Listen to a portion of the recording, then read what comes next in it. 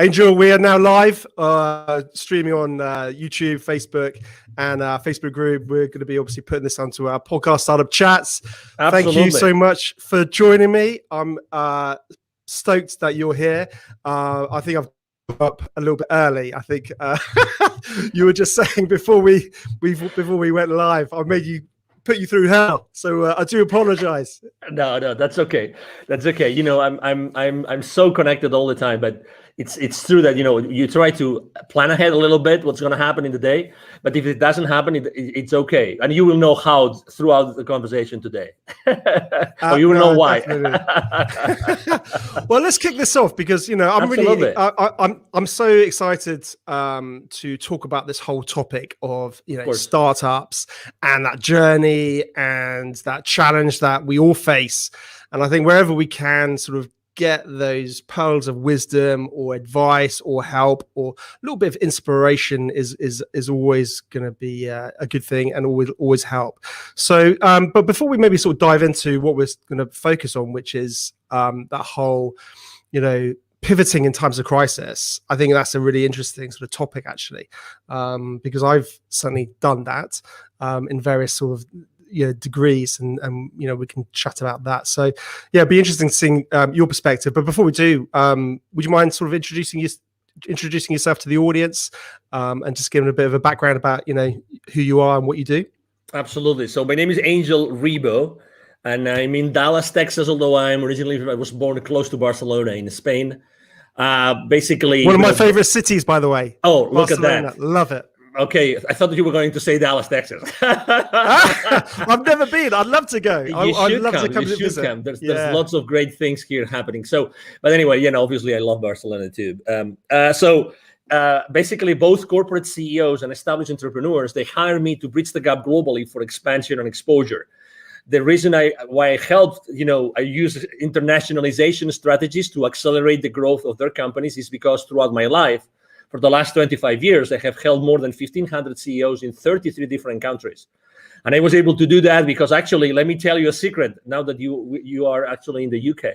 One of the reasons why I'm able to do this is because mom and dad, they put me through an English academy when I was in school, when I was in elementary school.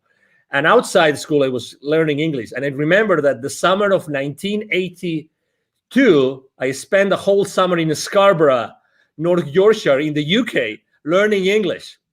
And I decided I'm not going to speak a word of Spanish for a whole month. And I requested that company to put me actually, obviously, with an English family, but I don't want to have contact with any Spaniard throughout the entire month. So I had actually a Swedish student doing the same thing, learning English in the UK as the same as me. And I only had contact with Swedish people and people from other places, but not with the Spaniards. And that's why I was able to speak English. And then, you know, I started my international career and everything. Something which is also really important is that, you know, as I lived in Latin America for 10 years, my heart and soul is with the kids in need in Latin America. And I started my nonprofit. It's called Wisdom for Kids. I did that 3 years ago. I'm the co-founder and president of Wisdom for Kids. And we help underprivileged kids in Latin America become entrepreneurs using the local resources. That's in a nutshell, you know, who I am and what I do in my life, Ben. No, that sounds amazing. You sound like you've been doing a lot and have a lot on your plate right now. So absolutely, it's always fascinating. And to be honest with you, I'd love to sort of dive more into all of those little, you know, all those elements and those niches to understand more about them. That'd be amazing. But maybe that's for another day. Absolutely. We can be, I mean, obviously, thank you very much for having me, Ben, here. And thank you, everybody listening to us today. I can be with you guys anytime. You just tell me 5 minutes before, and I'll promise to be there. Okay, Ben? Pinky promise. and that never happened, of course. Pinky promise. Pinky. My son does that to me. He makes me do pinky promises. You see?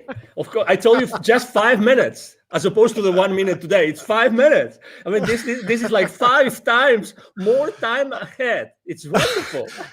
You'll have to return the favor for me. You'll have to do the same for me one day.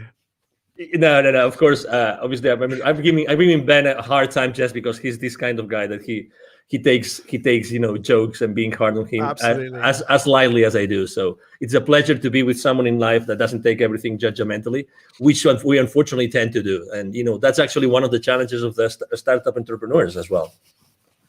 Yeah, it's very true, isn't it? You've got to be so adaptable and level-headed, quite cool and calm under pressure, and not getting too hyped or too upset either way, because it's a journey. It's not a sprint, isn't it? So you've got to keep an eye on that bigger picture. So Absolutely. And keep moving forward. That's the key. Keep moving forward. So let's dive into the whole sort of topic of pivoting. As we know, sometimes, a startup and an established business has to pivot. I mean, we've seen a lot of established businesses have to pivot in this time of, the COVID-19 and all the rest of it, particularly when, a business stream suddenly was closed off. A lot of brands had to sort of pivot towards more direct consumer sales rather than B2B sales. But certainly within that pre-launch phase and starting a startup, that can happen too. I know it's actually happened to us recently with one of our product launches. And without going into that, but I think it's a challenge that we face at various levels. And I guess thinking within that pre-launch phase, one of my thinkings is it sometimes best to pivot before you launch, if it's abundantly clear that you should, or sometimes is it better just to launch, test the market, and then pivot? That's a great question. And actually, you probably remember that probably it was like already 10 years ago that this guy invented this business canvas that you actually, it was a collaborative work developed here in the north of the country, in the US, by someone in the MIT, I think it was. The reason why I'm mentioning this is because we tend to forget that the buck, right, the dollar, the money starts with sales. And we are so hard on ourselves, going back to what I was saying about being judgmental, we are so hard on ourselves that we try to do everything else look perfect before we even talk to potential clients. Obviously, everybody in the startup world talks about the minimum viable product or minimum viable service, all these kind of things. But in reality, the only thing, let's say you and I, we have an idea today, and it's an amazing idea, which could be actually easy for us to have a great idea today. And we say, we're going to launch it. You know what we need to launch it? Okay, we commit that between now and 24 hours, you talk to 5 potential clients in the UK, you talk to 5 potential clients in Texas. We have 10, let's say only 50% of them show up. We already have market feedback. So I think I'm responding to your question. I'm a big proponent of, if you eventually have to launch something into the market, why don't you start talking to the market? And it doesn't have to be perfect. You have friends, you have former colleagues, you have relatives, you have neighbors, you name it. You go to a store, you go to a coffee shop, you talk to the guy which is serving you, the bartender. You can even ask that person for their feedback about what you want to launch. So to your question, my main business mantra is take imperfect action now. That's me. That's my clients. Take imperfect action now. So definitely, I would reach out to the market first, and then I would start strategizing about what's the best way I can launch or pre-launch my product or my service or my company or my venture. But definitely, I mean, I have seen so many people wasting so many hours, so many days, so many months perfecting something before even talking to someone in the market to see if that would fly or not. So that's definitely my response to that. No, it's very true. I think within a good pre-launch phase, speaking to the audience is absolutely critical, because like you said, too much time can be wasted on tech development, and your whole bubble of one, an opinion of one is always dangerous, as they say. So I think there's no doubt. But it's interesting, as talking about the pivoting challenges. We faced a technical challenge, for example, and I was thinking about, I wonder if you could sort of categorize those problems, whether they're it's the challenge of or the wanting to pivot because of technical challenges, and you realize that initial angle is closed off to you. For example, you need to feed in, you need something with you're relying on a third party, and then suddenly they cut off their service, and your whole product roadmap was and the USP was around this collaboration. So you're relying on a third party, and then suddenly they pull the rug from under your wheels. when that happens, clearly you need to pivot because you can't really launch to market without it. But I think one of the mistakes, and that's something that's we've recently found. So we're having to do a slight pivots in terms of our launch, one of our products that we're releasing, in terms of just realigning some of those core elements. Interestingly, we had and it's still ongoing, is another product launch which started way back when, and that was my thing. And I think I made those exact same mistakes that you talk about, and you shouldn't make, which is, it's got to be perfect. It's got to be perfect. Just one more thing. Can we just do this feature? And then suddenly it becomes like a monster. And I think that has been a huge frustration for me, certainly, is not getting something out of the door. So it's interesting, isn't it? The pivoting can come for different reasons. But you see what? I mean, this is how I typically don't curse on podcast interviews, but I don't know if I'm allowed to do it today. But we get so sidetracked by perfection, and you just described the perfection sidetrack. That you wanted to do this additional feature, this additional thing that would make this offer like magnificent, like extraordinary, it's spectacular, right? But suddenly you get so into the trenches of that thing, But in reality, guess what? And I've seen that last year. I saw that with many technologies and many providers saying, we're not sure if we're going to be around for a long time. But guess what? The difference between the technologies that I kept on working with or the others that don't, because maybe they were scaling down, downsizing, whatever, is the attitude of the customer service people, the support people. So even if their product wasn't perfect, I stuck with them because their customer service, the attitude of the support team was flawless. They were really genuine human beings that were there to serve me. When someone is really acting from within, being really present and saying, hey, this is what we have. This is what we got. We know that you are going through challenges. We are also going through challenges. I'm going to spend probably, it's going to take for me 3-4 times longer to respond to your ticket, but I'm still going to be here, and I apologize ahead of time. So setting up expectations, Ben, is so important. It's so important. I'd rather work with someone who has a not so, let's say, mature technology, or not such a comprehensive technology or service, but their relationship with me is so human, is so empathetic, because I really value that, and I'm going to connect with that person much more in depth. It's so interesting, isn't it? Because ultimately we start talking about the whole branding element of a business, of a startup, of an entity. What are the core values of that business? How does it want to interact and engage with its customers and clients on board? And I think we then start sort of diving into that world of the community, building a community, and whether that's, I guess, having a really good call center or team that respond to tickets and problems, or even I've seen really interesting communities built up on like Facebook groups where startups are really engaged with their communities. And I think having that authenticity and that dialogue, that's the key, isn't it? Like you touched on, it's that dialogue to say, hey, Angel, we're working on it. This is our tech roadmap. This is what we're working on. We're struggling.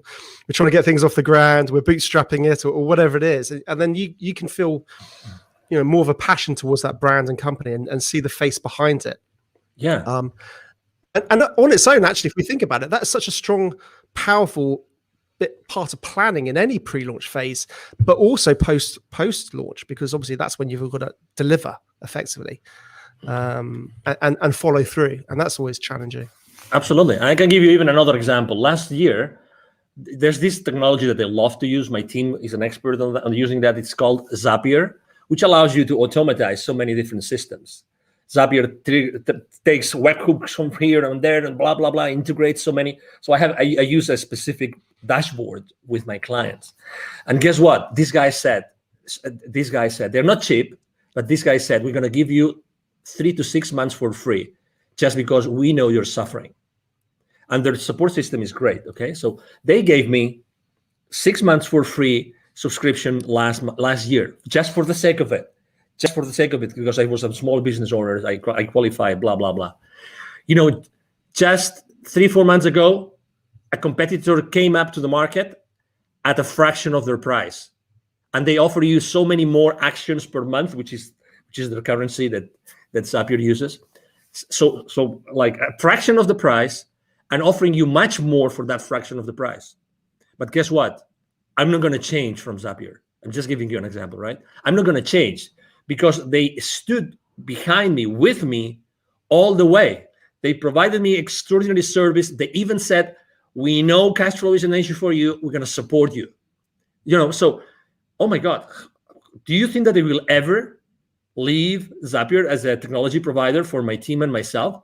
Of course not. The branding, they have, my concept about these guys, what they're going to do for me whenever my business grows more and more and more, and I need them more and more and more, they will be there for me all the way. It's amazing. Exactly. It's about the brand. It's amazing. Do you agree? 100%. And it's interesting, isn't it? Because I guess if you've got that strong narrative, that strong brand, that's good, that story that people buy into, if you do have to pivot, then it's much easier to bring them with you, because I guess you can again have that honesty and say, hey, listen, we're having to realign our business model. We're having to do this. Come with us. And when that pivoting moment does come, I'm guessing that's a lot easier. Yeah, it is because again, you trust them. You have already developed that relationship. It's all about expectations, Ben. I mean, really setting up the right expectations is so important at all levels. We tend to, there's a concept I use both when I coach personally the CEOs and when I work with in business, when I'm doing business consulting, which is a secret contract. And think about it.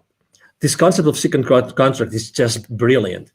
With every single person that you have a relationship with, Ben, and everybody listening to us, with every person that you have a relationship, there's a lot of things that you've never shared with that person, but you expect from them. You've never spoken about those things, but you expect from these people a certain things. And the other way around. You've never talked about that with them, or they never talked about that with you, but they expect things from you. And that even happens with your business, with your family, with your partner, with your life partner, with your kids, with your father, mother, with your siblings. There's always those things that you expect from them, but you've probably never asked them or talked with them about them. That's why setting expectations is so important in the journey of an entrepreneur, of a startup CEO. Setting the right expectations with everybody, with all your stakeholders, is so important. And just with that, you are building, just with that very simple thing of setting the right expectations, you're starting to build a very strong brand. You will never be in denial. You will never sweep things under the rug, ever. You will always be there because you are very clear on the expectations. That's so important. And it's so easy to do. But in reality, we don't do it. No, it's interesting, and I think you hit the nail on the head, because it also is very similar to just old ways of doing business well.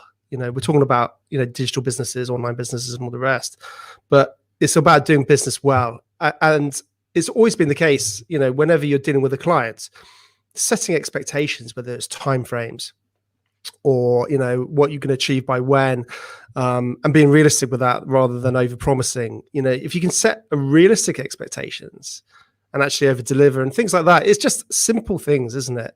But I think what we need to what we need to start thinking about, I guess, as startup founders and all the rest of it, is how we set those expectations in a digital format to the masses, if that makes sense. How do we communicate that? And that might be simple as just, I guess, creating a Facebook group about your business and start talking about it, and then setting those expectations. It's interesting, actually. I've started to sort of observe the technology side of. By the way, I don't want this to get into some crypto sort of video here, because there's plenty of those out there. But it's interesting the technologies behind it, and some of those guys who are leading those technologies. and the way that they build community, and the way that they engage and constantly keep their audience who are interested updated. The one that springs to mind, if I'm honest, is probably I'm gonna forget his name. The Cardano founder, Charles Hodgkinson, something like that.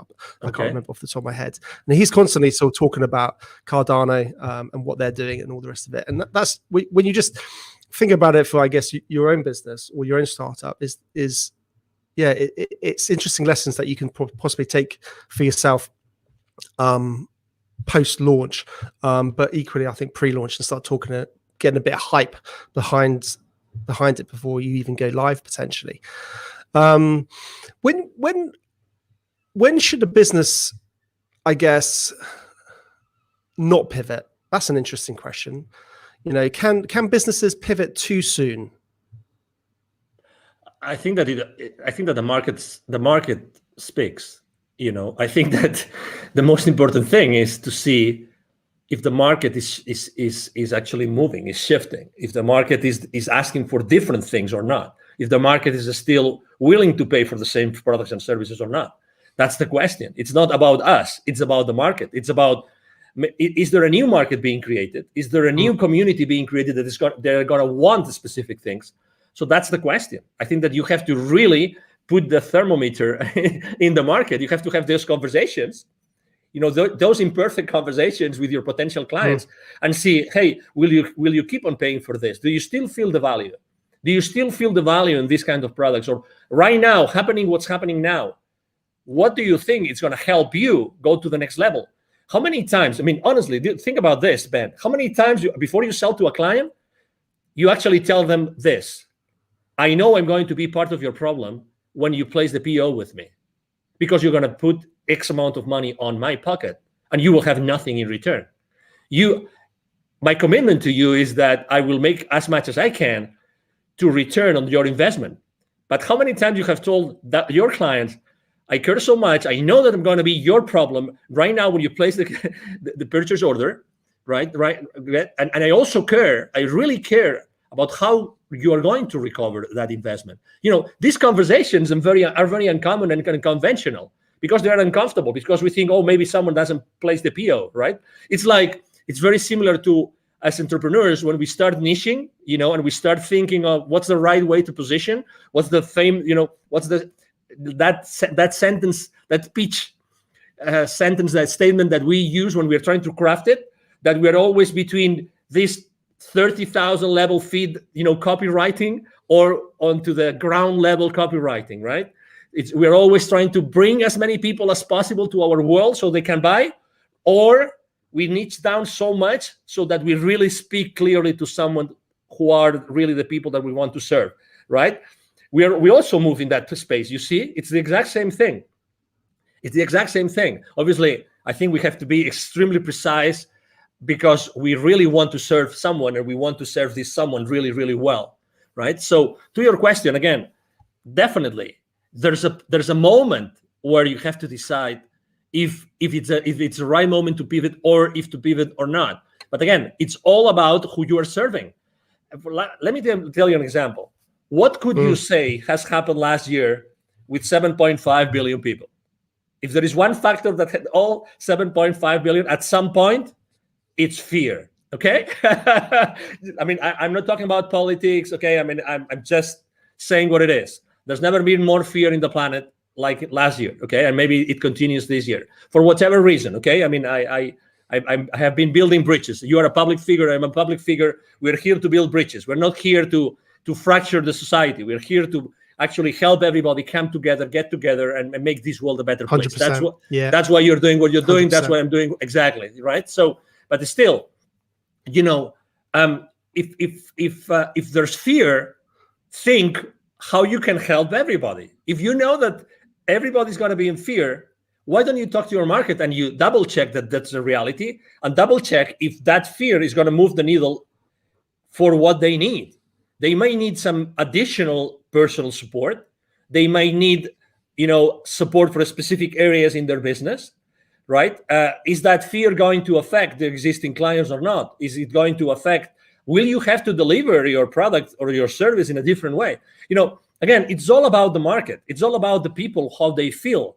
It's all about human beings. It's all about human beings, how they feel inside. They're going to make the purchase decision. The buyer, decision has it changed? Are there different criteria? The purchasing criteria of our clients, has it changed? The decision process, has it changed? It's all these kind of things that you have to think about before you decide to pivot or not. Yeah, no, definitely. I mean, that's an interesting point. Has it changed? I mean, ultimately, their buying decision might not have changed, but the way that they buy it may have changed. They might not be able to go into the shop like they used to. So how can you deliver that product or service in a format that they can still access, because they may well still want it? We've seen that, haven't we, with gyms? Gyms have got, people can't go to physical gyms in the UK. I'm not sure what it's like in America, but so people are having to think about, how can I deliver that course online effectively, because those people still want that. And you're 100% right. And I think this goes from pre-launch and carries on continuously forever, is knowing your audience. You touched on that, and listening to your audience. But it's really easy to say that. Well, people think, oh, my audience is everybody. And I think it's so important. And you touched on it. You got to really drill down on who you want to help. And know that market inside out, and that can change. But absolutely. I think have a focus where it is right now. Going back to the is there a right time to pivot? It's interesting because I completely agree with everything you're saying, but part of me also wonders whether you can be too soon. You can be an innovator, and you could be creating something that the market's never seen. So people don't necessarily sometimes know that what you have is going to help them. And that's an interesting challenge. We're seeing a lot of this actually in various sort of technologies. Things are coming out all the time. But you might not get that initial traction. I agree. But it all comes down to, as you know, people buy from you what they want, but you know what they need, right? I mean, you define a transformation path, right? You define the transformation path. You talk to them with your pitch. You talk to them to find them where they are, and then you describe a transformation path, and you are selling them the transformation and the final destination of that transformation, right? You got to tell a good story, haven't you? Yeah, exactly. But again, I think that we make a decision as entrepreneurs. We make a decision every single day of what we talk about and who we talk about. At the end of the day, if you are able to describe that transformation, they might not know, they know what they want, but they don't know what they need. So you're still able to sell to them what they need if you are able to position it as what they want. Okay, so obviously there's this very famous book that you've probably read, The Crossing the Chasm, about technology adoption. Very old book already, like 20 years, 30 years old. I'll be honest, I'm a really bad reader. I'm honestly, I'm so okay. No problem. So I'd love to be a big reader. I really would. It's okay. Crossing. It's okay. Crossing the chasm. So it basically states, when a technology is ready to go to the majority, to not only to the early adopters, so to the majority, right? So it talks about that. So yeah, exactly. So regardless, probably in the beginning, your price point will be at a level that it still justifies the profitability that you need in the company. You know what I mean? But at the end of the day, it's always the same thing. Are you able to position what your clients want from your pitch so that you give them what they want? They buy what they want, but you give them what they need because you are the expert. You are the subject matter expert. You're giving them what they need because you know more about that, because you are the expert. And obviously expertise is one of the most important things when you're pivoting, right? I mean, are there areas of expertise that you probably have not pitched enough to your audience? That's an area of, as you know, of innovation and being ahead of the curve and being creative and all these kind of things, and I think that also as entrepreneurs, when we are in startups, I think that we all the time we see new things. We're ahead of the curve. I mean, we really see those innovations because when we push so hard and we do so many things for so hard, because our life goes on it, right? So eventually we discover many other things and new ideas and new horizons open up for us. And and it is what it is, and so I mean, if you are an awakening enough entrepreneur, there's consistently reasons and ways for you to be innovative and to start trying those innovations into the market. No, definitely. I think like any good entrepreneur, they're constantly looking at the world in a different way. I call it my invisible radar. It's this. If anyone's watching the video, you'll be able to see what I'm doing. But if you listen to the podcast, you won't. But basically, it's like up there constantly, and it's just going, and then it's all hones on something, and then suddenly it's like, oh wow, this is like, and your brain starts going 100 miles an hour, and then your wife tells you to calm down and stop being silly and get focused on what you're doing. Exactly, because it's always challenging, isn't it? It's getting pulled too far in too many different directions. Absolutely. Interesting. Talking about, again, getting back to the pivoting. I think when somebody needs to pivot, having a good personal brand makes it a lot easier to pivot. And I think sometimes lots of business owners don't really focus on their personal brands. What's your sort of thoughts around that?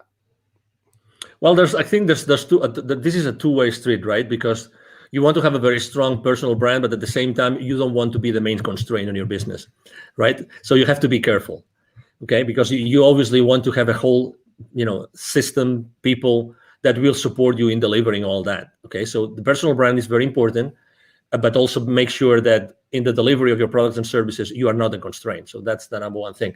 Do I believe in like having a very strong personal brand? Absolutely. And it's much easier to build than what people think. I'm blessed enough to have been invited to your podcast, Ben, today, and I have probably 3 or 4 more today. I'm there's a lot of people reaching out to me, and I'm really extremely blessed that happens. But it's relatively easy just to give. I mean, I'm giving just some nuggets that people might like or might not, but it's being present. It's spending 30 minutes, 45 minutes, 1 hour, adding value to someone's audience, and by doing this, you are actually building my brand. I'm building my brand right now, thanks to you. I'm grateful to you and to your audience. And again, people think that branding is this big, massive monster that we've never seen their face, right? But it's so difficult, and only large corporations can actually build your brands. Not at all. Just answering an email on the chat on LinkedIn, you're building your brand. Let me give you another example. 100%. When I say happy birthday to someone on LinkedIn, I do it in a different way. I tell you, people remember me because of the way I give them the happy birthday. And it's so simple. And the same thing when they change positions in their companies. I do it in a different way. Guess what? You don't need anything. If you're starting small and then you want to scale up in the future, guess what? You can start doing this right now. Be yourself. Don't be afraid of yourself. It's very true what Tony Robbins says in his events, which is, what we are fearful of as human beings is of our potential, is of how powerful we are. It's not of our flaws. It's not that we will not be able to deliver. It's of our potential, of our power. We're really powerful. We all have this expertise inside of us that nobody else will be able to deliver just because of the experience we have had in our lives. You have had your experience, Ben. You've gone through several, successes and failures. You've learned a lot of lessons. Everybody has had their own journey, and that journey is of value to someone else. That's why everybody can really become an entrepreneur if they really want to. That value, that intrinsic, unique value of anybody out there can really help other people, to overcome their challenges in their personal lives or in their business life. It is what it is. It's by definition. 100%. And also what I love about it is it gives, several things. It gives a face behind the business. So it has you have that real sort of personal element. And I think that's the future for business, having personality. But also I think as an individual, we all know we have many layers. We have many interests. Whereas a business is obviously clearly focused on one area, possibly with a very focused audience. But with a personal brand, people, you're able to express more of your interests. You're able to express more of your fascinations and your other hobbies and other, businesses. So I think certainly if you do need to pivot, it's much easier to do so, and because people believe and buy into you, not that particular product or service. I think that's something very, very interesting. So in terms of sort of top tips or advice you could possibly pass on to any budding, startup founder, what would that be? Well, I said it before briefly, but it's definitely, I think that's, honestly, I think this is at least 50% of the success, of the secret to success for any entrepreneur right now, which is take imperfect action now. Take imperfect action now. Expose yourself. Whatever you want to do, start doing it right now, immediately. Start talking to potential clients, to potential partners, to potential collaborators, to potential allies immediately. Take imperfect action now. Don't wait. There's never going to be a perfect time for you to become an entrepreneur. Never. Yeah. So why don't you start doing it now? You don't really need much. Honestly, you don't really need much. Really. I mean, what did they say? Yesterday's the worst day, today's the best day, or something like that. I probably got that completely wrong. No, yesterday was the best day. Today, I can't remember. I'm just probably making something up. No, that's okay. But it's a matter of, hey, take imperfect action now. And then as soon as you start making steps, taking those steps, as soon as you start doing that, you will start seeing the forest. You will start seeing this works, this doesn't work, this could work, this couldn't. You start seeing the rest of it. But you have to start making those steps. You know what I mean? So definitely. Exactly. So be humble enough to do that. Definitely. And just out of interest, on a side note, Angel, what's the sort of whole startup scene like in Dallas, and in your hometown? What's business like there? Well, I have to say, first of all, it has changed and improved a lot. Dallas used not to be the startup hub that it is today. I've been very involved with the startup community here. Actually, last year, it's so funny. Last year, I gave 2 different webinars to the startup community here, and the title of both webinars were Pivoting in Times of Crisis. both of them. So there's a very strong community for startups here, very strong. That particular accelerator I gave the webinars to, it's called The Deck, but there's many accelerators. The mayor of Dallas himself, he has said many times on the stage, he wants to become a very stronghold, important stronghold of the startup community in the country. And there's a lot of, angel investors community and family offices. And this, it's really a great place to be an entrepreneur and to start up your business. I'm very involved with the Startup Week here and with the Startup Weekends. I've been the jury for a few Startup Weekends as well. So, it's a great place to be, definitely. I would encourage anybody that would like to maybe try and come to the US. This is a great place to be. Fantastic. And am I right in thinking a lot of people are moving out from California and Silicon Valley to Dallas? Totally. Is that right? Yeah, it's true. Actually, large corporations, even before the pandemic started large corporations from California started to relocate here. And right now it's massive.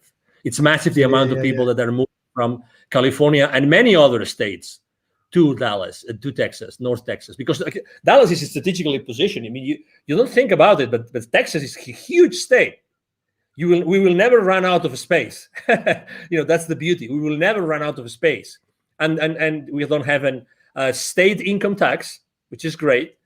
And also, the property prices are pretty reasonable. So yeah, it's a great place to be. Ben, you should start making your luggage here. Come on.